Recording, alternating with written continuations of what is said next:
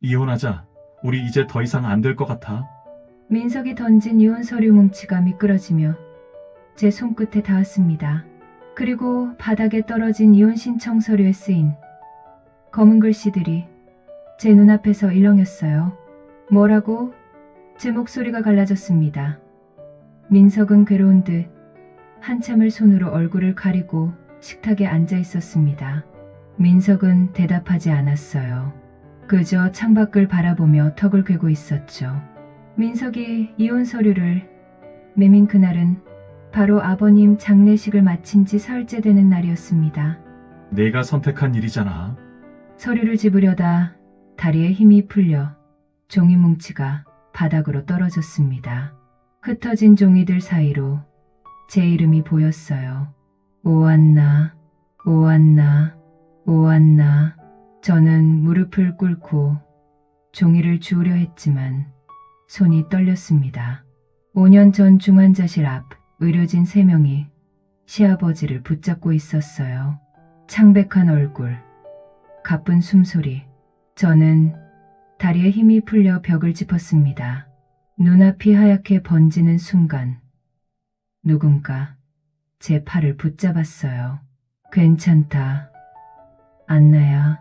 힘들겠지만 넌 늘 잘하고 있어. 시어머니였습니다.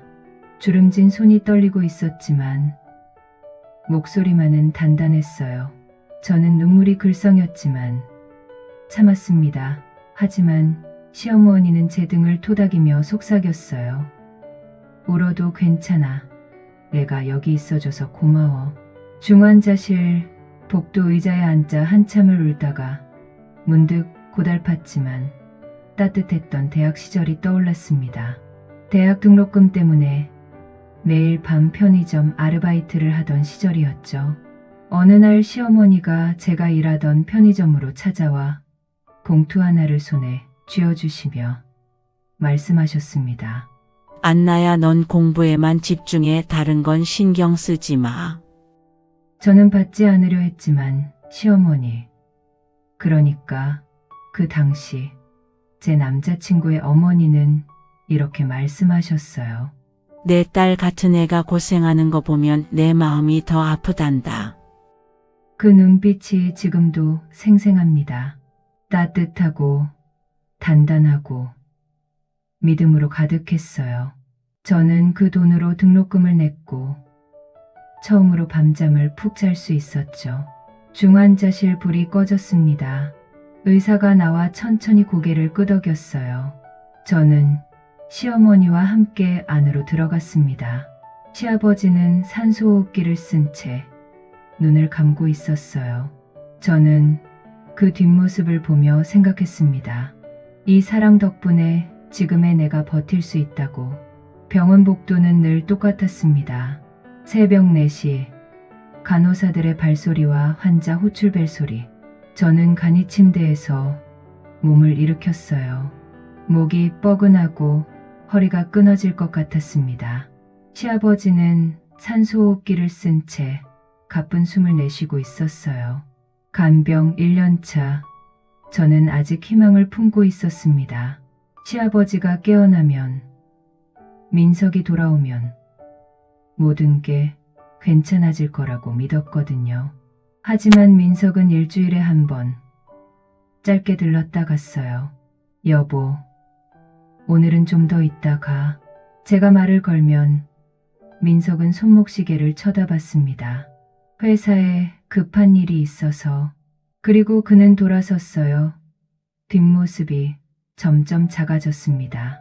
간병 2년차. 시어머니가 세상을 떠났어요. 장례식 날 빈소 앞에서 저는 무릎을 꿇고 한참을 울었습니다. 민석은 장례식장 구석에서 담배만 피웠어요.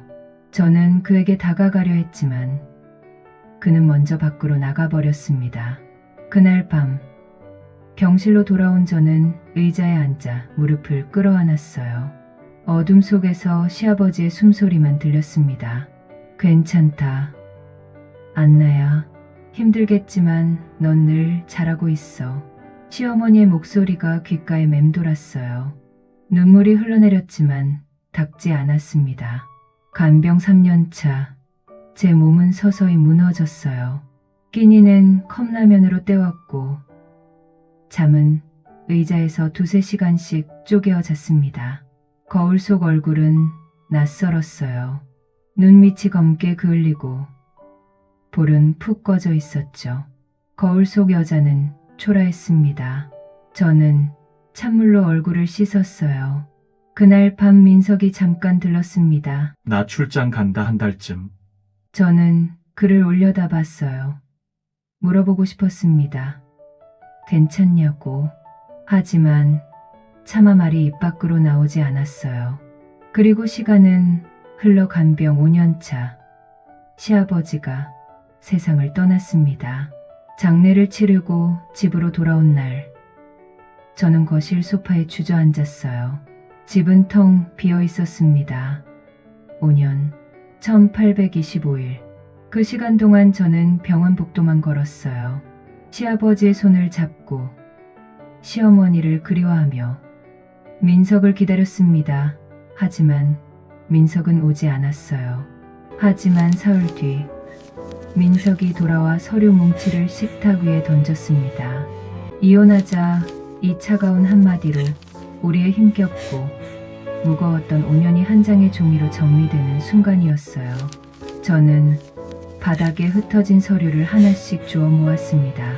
손끝이 차가웠어요. 민석은 여전히 창밖만 바라보고 있었죠. 그의 어깨선이 낯설게 느껴졌습니다. 5년이야. 제가 중얼거렸어요. 민석은 고개를 돌리지 않았습니다. 5년 동안 우리는 말이 목구멍에서 막혔어요. 저는 서류를 식탁 위에 올려놓고 의자를 잡았습니다. 다리가 후들거렸죠. 왜? 겨우 한마디를 꺼냈습니다. 민석이 천천히 고개를 돌렸어요. 그의 눈빛은 텅 비어 있었습니다. 이유가 필요해? 필요하지. 제 목소리가 떨렸어요. 민석은 한숨을 쉬었습니다. 넌 아버지 간병을 선택했어. 나는 그냥 지켜봤을 뿐이야. 저는 웃음이 나왔어요. 아니, 웃음 같은 소리가 나왔습니다. 당신은 지켜본 게 아니라 도망친 거잖아. 5년 동안. 민석의 턱이 굳어졌어요. 하지만 그는 아무 말도 하지 않았습니다. 저는 서랍에서 도장을 꺼냈습니다. 시어머니가 결혼할 때 만들어주신 도장이었어요. 제 이름이 새겨진 작은 도장. 손바닥에 꼭 쥐니 따뜻했습니다. 어머니가 만들어주셨는데 제가 중얼거렸어요. 민석은 고개를 돌렸습니다. 저는 도장을 서류에 가져다 댔어요. 손이 떨렸습니다. 5년, 1825일, 43,800시간. 그 모든 시간이 이 작은 도장 하나로 지워지는 거예요. 어머니한테 미안해. 제가 말했습니다. 민석의 어깨가 굳어지는 게 보였어요. 저는 도장을 꾹 눌렀어요. 붉은 인주가 하얀 종이에 번졌습니다. 오한나. 제 이름이 또렷하게 찍혔죠. 1장, 2장, 3장. 마지막 장에 도장을 찍는 순간 눈물이 떨어졌어요. 저는 서류를 민석 쪽으로 밀었어요. 됐어. 제 목소리는 놀랍도록 차분했습니다. 민석은 서류를 집어 들고 나갔습니다. 문이 닫히는 소리가 들렸어요. 저는 그대로 식탁 앞에 앉아 있었습니다. 한참을요. 일주일 뒤 저는 약국에 들렀습니다. 머리가 어지럽고 속이 메스꺼웠거든요. 약사가 물었어요. 어디가 불편하세요? 토할 것 같고 몸이 안 좋아요. 약사는 잠시 저를 보더니 조심스럽게 물었습니다. 혹시 생리는 하셨어요? 저는 멈칫했어요. 생리? 언제였지? 간병하느라 불규칙했는데 생각해보니 한 달 넘게 안 했던 것 같았습니다. 이거 한번 해보세요. 약사가 임신 테스트기를 건넸어요. 집에 돌아와 화장실에 들어갔습니다. 떨리는 손으로 테스트기를 사용했어요. 3분을 기다렸죠. 2줄이었습니다. 저는 그 자리에 주저앉았어요. 임신. 저는 임신을 했습니다. 민석의 아이를요. 일주일 전 이혼 서류에 도장을 찍었는데 이제 남이 된 사람의 아이가 제 뱃속에 있었어요. 저는 배를 만졌습니다. 아직 아무것도 느껴지지 않았어요. 하지만 거기 있었습니다. 작은 생명이요. 민석에게 말해야 할까요? 저는 고개를 저었습니다. 아니요. 말하지 않을 거예요. 저를 버린 사람에게, 5년을 외면한 사람에게, 이혼 서류를 던진 사람에게 알릴 필요가 없었어요. 이 아이는 제 아이예요. 저 혼자 키울 거예요. 저는 테스트기를 쓰레기통에 버렸습니다. 그리고 거울을 봤어요. 눈물이 흘러내리고 있었습니다. 3년이 흘렀습니다. 저는 사회복지사가 되었어요. 병원에서 환자와 가족들을 돌보는 일이었죠. 그리고 엄마가 되었습니다. 서준이 제 아들이에요. 이제 3살입니다. 어린이집에 보내고 퇴근 후 데리러 가는 게 제 일상이었어요. 힘들었지만 행복했습니다. 서준이의 웃음소리가 모든 걸 잊게 해줬거든요. 그날도 평범한 하루였어요. 오전 회진을 마치고 복도를 걷고 있었습니다. 익숙한 소독약 냄새, 환자 호출벨 소리. 그때 휠체어 하나가 제 앞을 지나갔어요. 뒷모습이었습니다. 간호사가 밀고 있었죠. 심장이 멎는 것 같았습니다. 휠체어에 앉은 남자의 어깨선, 목덜미, 귀. 저는 그 뒷모습을 너무 잘 알고 있었어요. 민석이었습니다. 저는 그 자리에 얼어붙었어요. 휠체어가 천천히 복도 끝으로 사라졌습니다. 발이 떨어지지 않았어요. 안나 선생님? 옆에 있던 간호사가 저를 불렀습니다. 저 환자 누구예요? 3층 307호 고민석 씨요. 왜요? 언제부터 여기 계셨어요? 한 달쯤 됐나? 척추 수술 받으셨대요. 간호사의 말이 귀에 들어오지 않았습니다. 저는 복도 끝을 바라봤어요. 민석. 3년 만에 본 민석. 휠체어에 앉아 있었습니다. 그날 밤 저는 잠을 이룰 수 없었어요. 서준이는 제 옆에서 새근새근 자고 있었습니다. 저는 아이의 얼굴을 바라봤어요. 민석을 닮았습니다. 눈매가, 입꼬리가요. 말해야 할까요? 민석에게 아이 이야기를요. 저는 고개를 저었습니다. 아니요. 3년 동안 숨겨왔는데 왜 지금 말해야 하죠? 민석은 저를 버렸어요. 이혼 서류를 던진 사람이에요. 그 사람에게 아이 이야기를 할 이유가 없었습니다.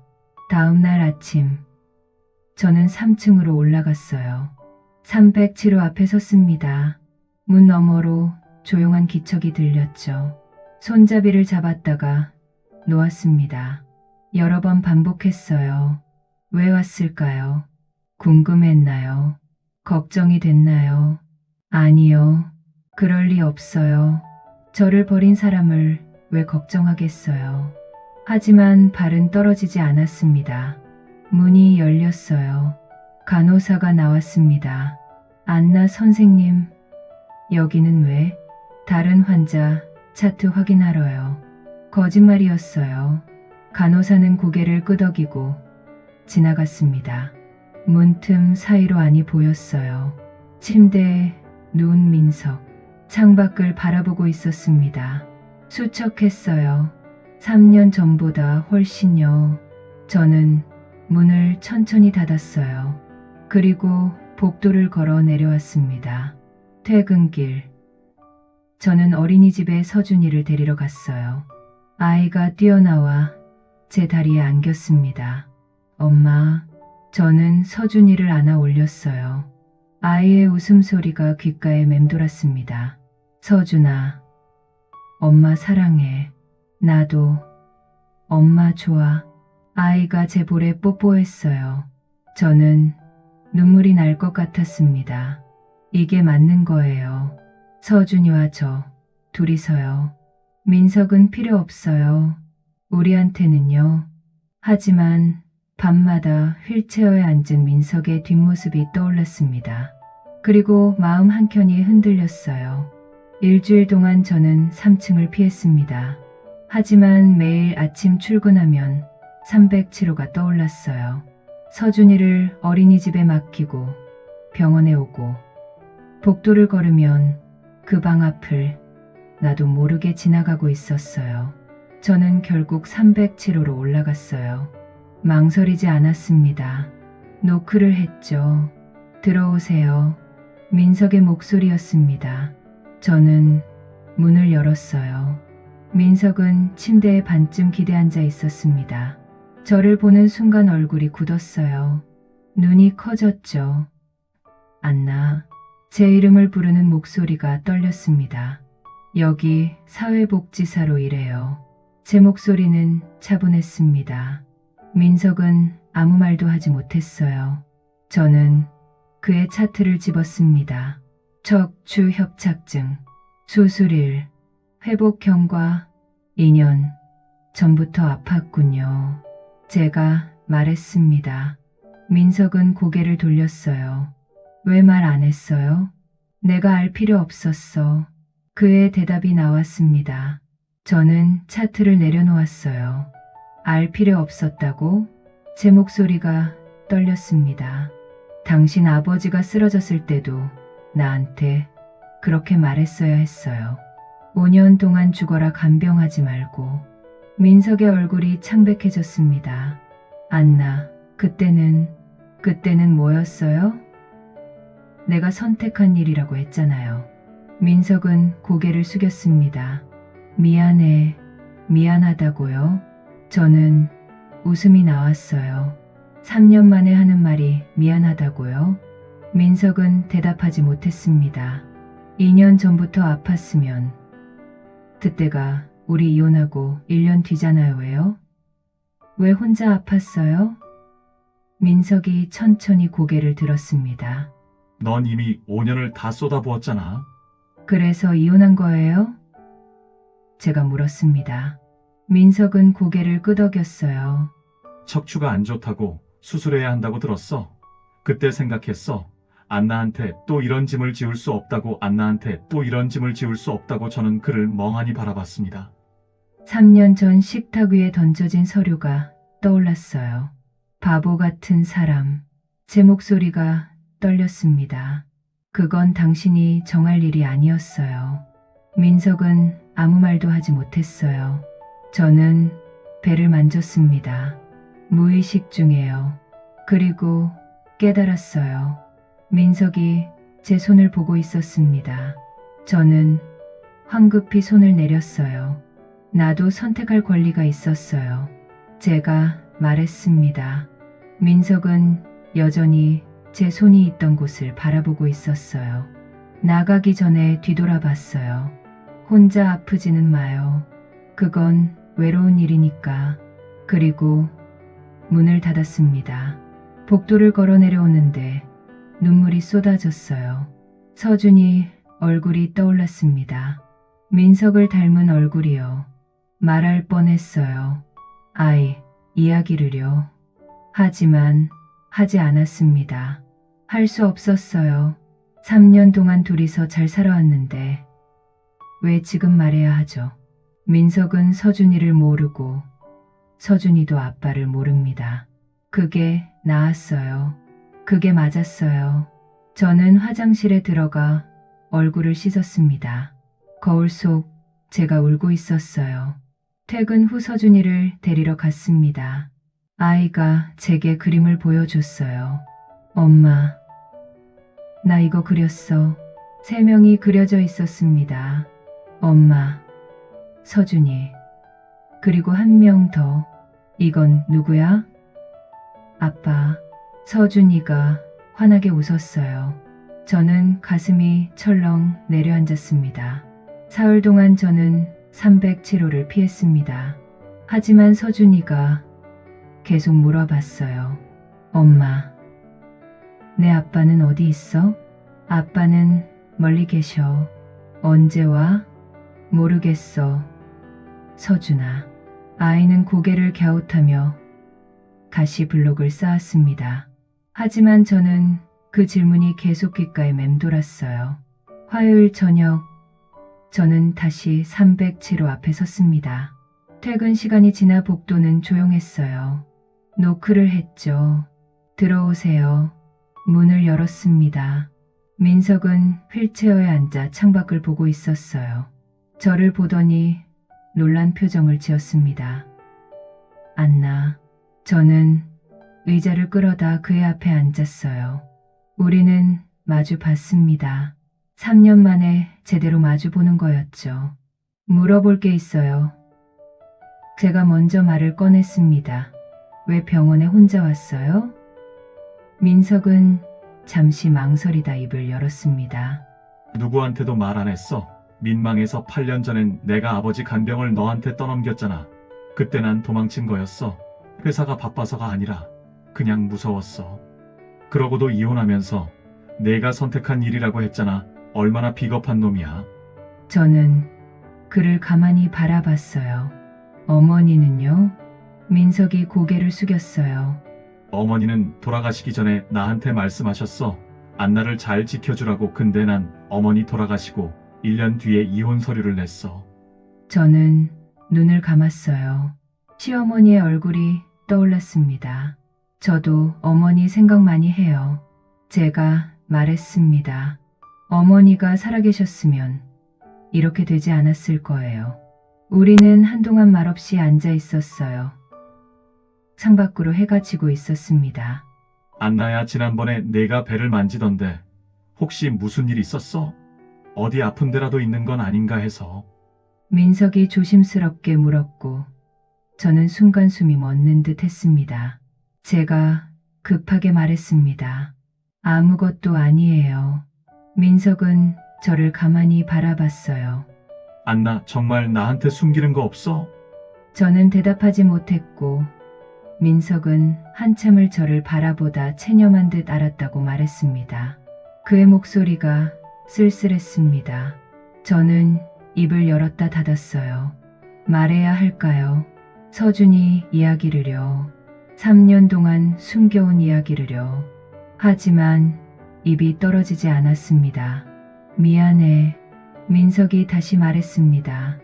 염치 없지만 용서해 줄 수 있어? 제가 솔직하게 말했습니다. 아직은 모르겠어요. 너무 아팠거든요. 민석의 눈에 눈물이 고였습니다. 그래도 당신이 왜 그랬는지는 이제 알겠어요. 민석이 천천히 고개를 끄덕였습니다. 저는 일어섰어요. 문으로 걸어가다가 멈춰 섰습니다. 혼자 아프지는 마요. 그리고 문을 나왔습니다. 복도를 걸어 내려오는데 가슴이 먹먹했어요. 서준이 얼굴이 떠올랐습니다. 아빠, 그림을 그리던 아이의 얼굴이요. 언젠가는 말해야겠죠. 하지만 아직은 아니에요. 아직은 준비가 안 됐어요. 그날 이후 저는 매일 307호에 들렀습니다. 민석의 회복 상태를 확인하고 그의 재활운동을 도왔습니다. 일주일쯤 지났을 때였어요. 저는 퇴근길에 편의점에서 호박죽을 샀습니다. 307호 문을 열었어요. 민석은 침대에 누워 천장을 바라보고 있었습니다. 저녁 드셨어요? 저의 물음에 민석이 고개를 저으며 말했어요. 잘 안 넘어가더라. 저는 죽을 꺼냈습니다. 이거라도 드세요. 민석의 눈이 커졌어요. 저는 죽 뚜껑을 열고 숟가락을 건넸습니다. 맛있어. 그가 한 숟가락 먹고 눈을 감았어요. 저는 의자에 앉아 지켜봤습니다. 다음 날부터 저는 민석의 재활 운동을 도왔어요. 평행봉 잡고 걷는 연습을 할 때 옆에서 지켜봤습니다. 천천히요. 급하지 않아요. 민석이 저를 올려다봤습니다. 어머니가 너한테 그렇게 말씀하셨지? 저는 고개를 끄덕였어요. 2주가 지났습니다. 민석은 조금씩 걸을 수 있게 됐어요. 지팡이에 의지해 서지만요. 어느 날 민석의 퇴원 날짜가 정해졌습니다. 일주일 뒤였어요. 퇴원하면 어디로 가실 거예요? 제가 물었습니다. 민석은 잠시 망설였어요. 고시원이라도 알아봐야지. 집은요? 이혼할 때 정리했어. 전세 끝나서. 저는 한참을 생각했습니다.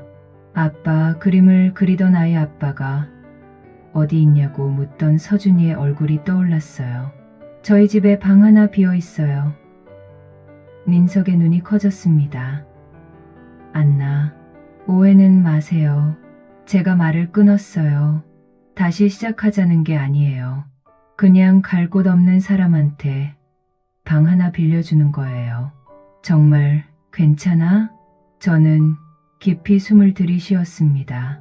사실은요, 말을 꺼내려는데 민석의 휴대폰이 울렸어요. 그는 전화를 받았습니다. 네.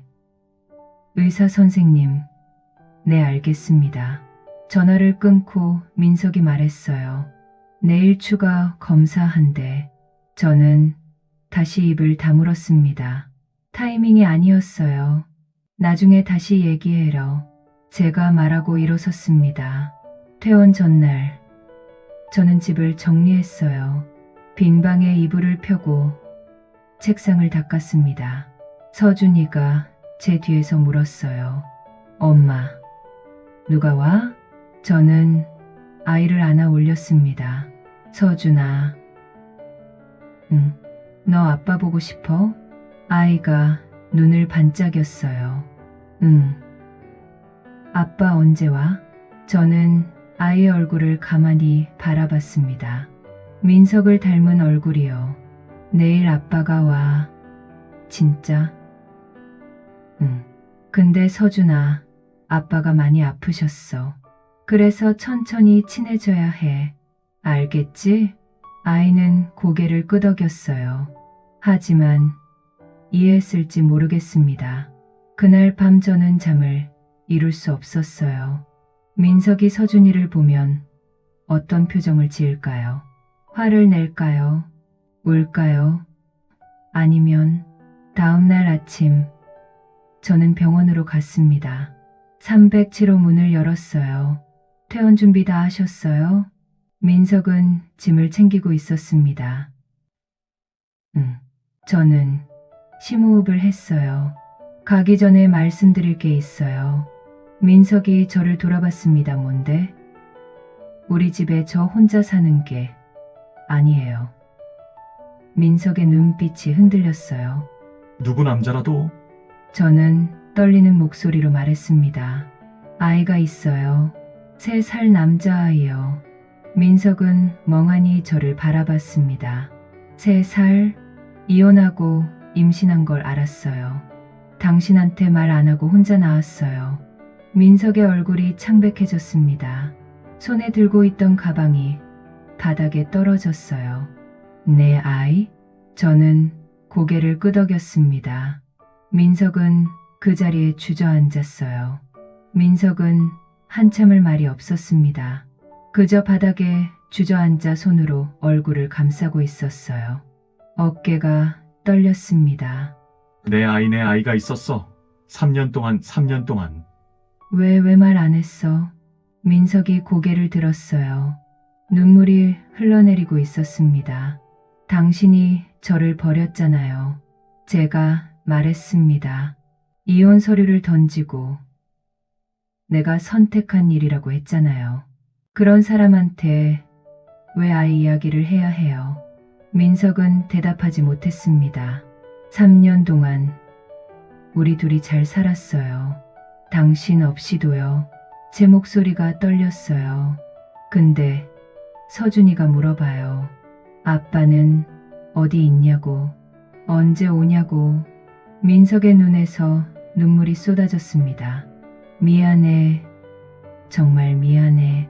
이제 미안하다는 말 듣고 싶지 않아요. 제가 말했습니다. 서준이 때문에 당신을 집으로 데려가는 거예요. 아이한테 아빠가 필요해서요. 고마워, 정말 고마워.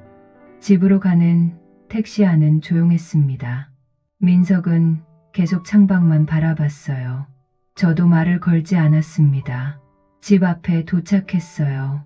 저는 민석보다 먼저 현관문을 열었습니다. 서준아, 엄마 왔어. 아이가 거실에서 블록을 쌓고 놀고 있었어요.